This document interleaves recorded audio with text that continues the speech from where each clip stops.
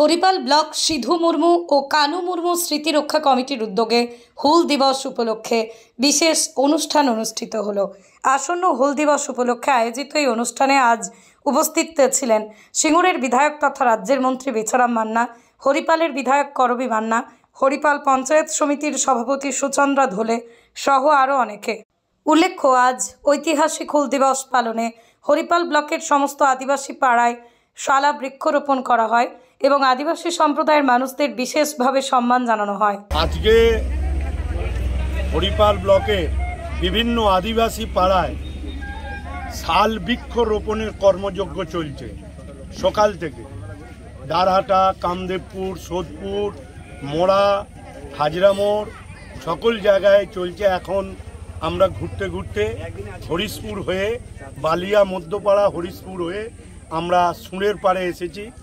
এখানে একদিকে যেরকম মোড়লদের সংবর্ধনা দেয়া এবং আদিবাসী সাঁওতাল সম্প্রদায়ের পবিত্র গাছ শাল গাছ রোপণ, আমরা 250-র মতো শাল গাছ টোটাল হরিপাল ব্লকে আমরা আদিবাসী পাড়ায় আমরা বৃক্ষরোপণের মধ্য দিয়ে সেগুলো প্রথম করছি।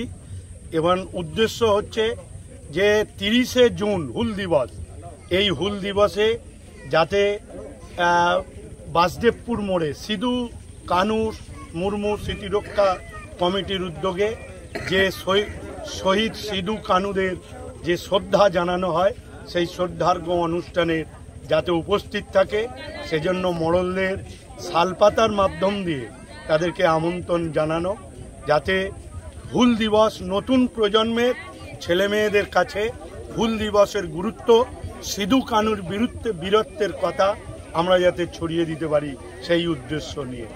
আর যাতে এই শাল গাছ বেঁচে থাকে সেজন্য গ্রামবাসীদের কাছে আবেদন, তারা যেন ছেলে মেয়েদের মতোই এই গাছ যত্ন করে বড় করে তোলে। অ্যাপেলো মাল্টি স্পেশালিটি হসপিটাল, যোগাযোগ নাম্বার 03212276400 অথবা 9474147604।